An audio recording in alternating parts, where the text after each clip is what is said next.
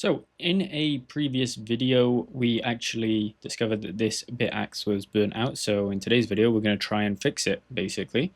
And what happened here was mainly that we plugged it in and it basically showed an overheat error on it. And that was basically defaulting the overclocks down to 50, I think, on the frequency. So it wouldn't actually overheat. So there was some fallback that was actually happening on the board. But we also smelt some burning, and that's not a good sign for this Bitaxe. But I'm going to show you a clip of basically when we took it off, and we've since taken the heatsink off. So I'll show you that clip right now, and then we'll get into what I think is the problem and how we might be able to fix it. So in the actual process of setting this up, I believe that this AliExpress miner has actually given up. So it was overheating basically and nothing was running. So I think that that is forever broken because I can basically smell like plastic, burnt plastic, and that heatsink is extremely hot on there. So I think that that one's burned out. There's not really much we can do about that, but I kind of expected it after a while. Some of these machines are going to clock out and not work, but maybe we'll have a little look into that on another video. Good thing is we still got one more that we can hook up and start mining fractal Bitcoin with, so let's head over and do that now. So one of the potential problems is that the fan is broken, so that's the first thing that we can kind of rule out once we put the heatsink back on. The reason that we've taken the heatsink off is because I think it might need a new fresh thermal paste. So remember, this is the AliExpress Bitaxe that we actually bought around 8 months ago. I haven't seen any of our other Bitaxes kind of clock out. The other one that we actually broke is somewhere around here. So this is I think the Bitaxe Max, obviously collecting dust as well. But we broke this one because we plugged a 12-volt system into it. I don't think that there was any saving that one. That was definitely broken. But this one still actually displays something on the LCD. So we might be able to fix it that way. But this one is completely broken. You'd have to replace, I think, the voltage regulator on the back and make sure that it all runs smoothly. But I just haven't got round to actually doing that because it's only around 400 gigahash that we're losing out on, and these aren't particularly efficient anyway. So I thought we'd just leave this to the side, but it's a cool little thing to have. You can frame it maybe one day, take it apart, things like that, take the chip out. Might do a video on that, but let's focus on trying to fix this one from AliExpress. So you might have some questions about why it is broken. For example, my first thought was that it's just bad quality build, and that has led to, over time, it wearing down the components, and therefore, because we got it from AliExpress, the quality of the build is not as good as what we saw kind of on any other supplier. So the main quality of build that I was kind of worried about is this whole thing. I know it doesn't really make much of a difference if that is polished or cut out correctly, but you can see it's kind of bent. And they had this weird warranty sticker on that. I don't know why that has anything to do with the warranty. The ESP is also different, so this is got like a little cutout, whereas the other Bitaxes don't. As you can see, there's two ESPs there, or kind of like Wi-Fi routing chips, but these are, well, that's cut out and that's not, but you can actually see into that one and not into this one. I don't know if that actually is going to make any much of a difference on if it's broken or not, but looking on the back, I can't see any components that are burnt out, so that's also a good sign as well. So it looks like the voltage regulators are good for the time being, and it doesn't look like anything else is kind of knocked off there, at least. So I think it might just be a problem with the heating element of it. It's overheating too quickly, and then it's shutting down. I don't see any kind of difference on the power connector either. That looks fine to me. But it might just be an issue internally that it's broken somewhere and we can't really spot that right now. But let's get some fresh thermal paste on it and let's put our heatsink back onto it, and then we'll go from there. So the heatsink that we were using was the ice tower. Now we've replaced the fans, so that was the main kind of question: was it going to run up with the fans on? And that is probably my first go-to to check that the fan's not broken, because it is a very low quality. The other fan was, at least. It was just one of these ones that came from AliExpress, so I didn't expect a long lifespan on that, but we do have the Nocta hooked back up into that, and then the ice tower cooler with the copper running through the bottom, and then the 3D prints by here either side, and they should just fit onto the Bitaxe pretty well. Sometimes there is a bit of give on them, as you can see there. It's not like fully tightened down, but I don't think that that's making much of a difference. We'll try screw that in, but I'm afraid of threading the screws too much, and then you kind of can't actually get it back in, because you want it to move around just ever so slightly, because it doesn't actually have the precision to go into those holes, so you need it to move around just so slightly so that you can actually plug it in to there. But we've cleaned up basically all of that on the chip. We could do a little more, but I don't really think it's necessary right now. So let's just add some thermal paste here.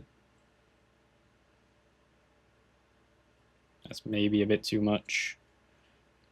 Draw that in a little bit. And that should be fine by there. We'll see how that kind of works out when we put the heatsink back on. So that's pretty much what we needed to do. And now we just have to spring pin these back in. Notoriously though, this fan just clips the spring pins on here. That's why I was saying it doesn't actually line up with what you're kind of pressing into here, because these spring pins are slightly out, so you have to put a lot of pressure on them to get them through, but then once they're through, they're fine. So I'm probably going to do this off camera, because it's quite a hassle to actually do it whilst you're on camera. And then we're going to plug the fan back in as well and whiz it up, see if it actually works. If it doesn't, then we'll kind of go over to the AXOS, take a look at it, see what the logs they're throwing up as well. So let's get that back on, and then we'll plug it in. So there we have it all hooked up, and now the last step, we're going to move it away from kind of this setup, but we'll show you us plugging it in, and then we'll show you what it shows on the LCD as well. I'm thinking maybe if the fan doesn't spin up, it's probably a problem with this actual fan bit by here. It doesn't look too bad from when I'm looking at it, if we can get it to focus. But you never really know with these if it is actually working or not. So first thing to look at is if the fan actually spins up, and then we'll probably look at what it says on the LCD screen, because that's our next thing to troubleshoot. But hopefully we haven't fully burnt it out, because we only realized after plugging it in around 2 minutes after, which it was very hot when I picked it up, as you saw kind of at the start of the video. But hopefully we can actually get this back to life and then put it onto our fractal Bitcoin mining for solo mining, trying to hit that block. Let's head over and let's plug it in now. So now we're here, let's actually get it plugged in. And as I said, the first thing that we're going to look to try and look at least, is if the fan actually does spin up. So let's hook it in there, and then let's see. So the fan is spinning up, which is good, and then it just stops. So it says device overheat, power, frequency and fan configuration have been reset, go to AXOS to reconfigure. So that's what we need to do. We need to head over to the AXOS and take a look at that.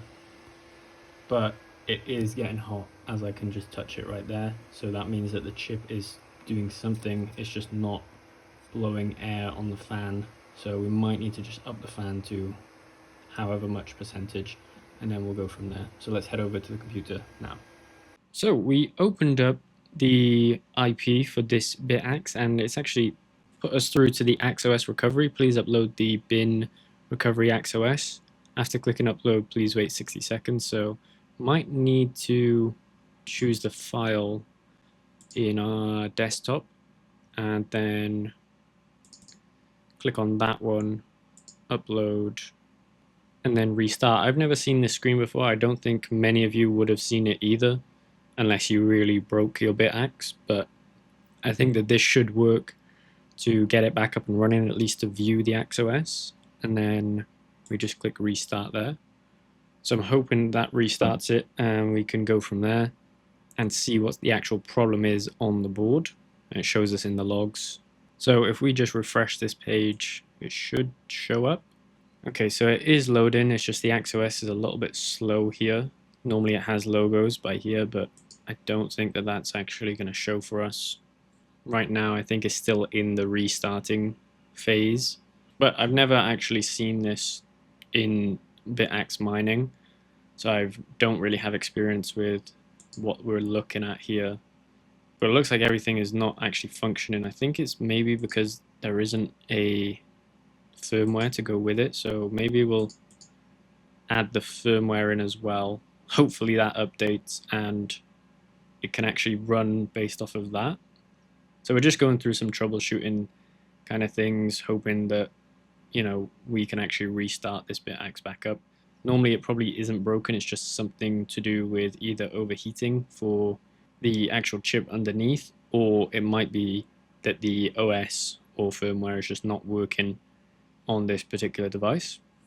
So if we refresh it here, yeah, so device has overheated, device frequency is set low, C settings. So it is hashing, which is good. It's just this AxeOS is not looking good. So, and it seems that it is chucked the frequency all the way down to 50. If we bring it up to 400, and then probably leave the core voltage, put the fan speed at probably 85, or we could just do automatic fan control, bring this all the way down to 50. We can actually see if the fan is working or not.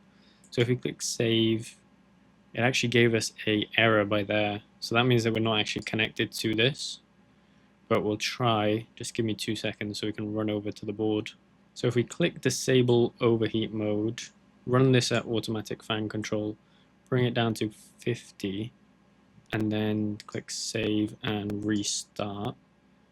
Should be able to restart it back up and hopefully get it hashing away. My one kind of main problem with this is that I don't really trust it to keep hashing past now, because once we see a problem like that, you don't really want it overheating and burning out, and there has been cases of Bitaxes burning, which could lead to, you know, the table that is sitting on burning as well, and then other Bitaxes burning, and then you've got a house fire.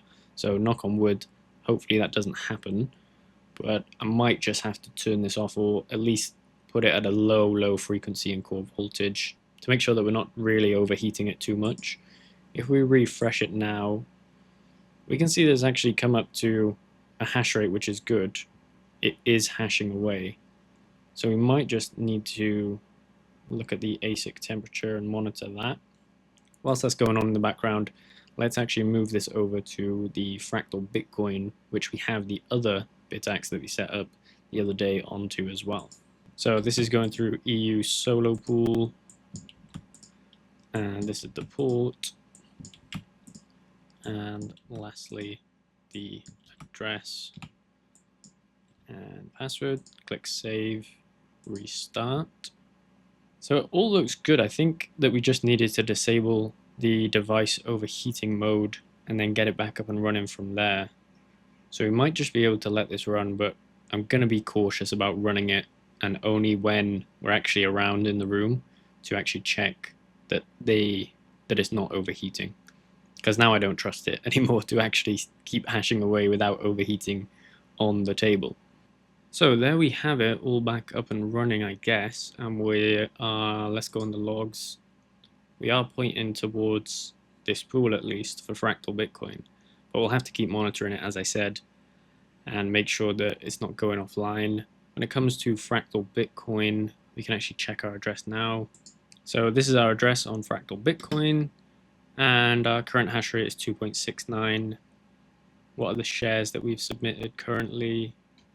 I don't really know if it shows you your best share ever on here, but if we go back to our dashboard, we can see since system boot is 76.53 million. I think we need around 4.849G to actually hit a block. So we'll be looking to hit one very, very soon on that. And then we'll just monitor this one from AliExpress.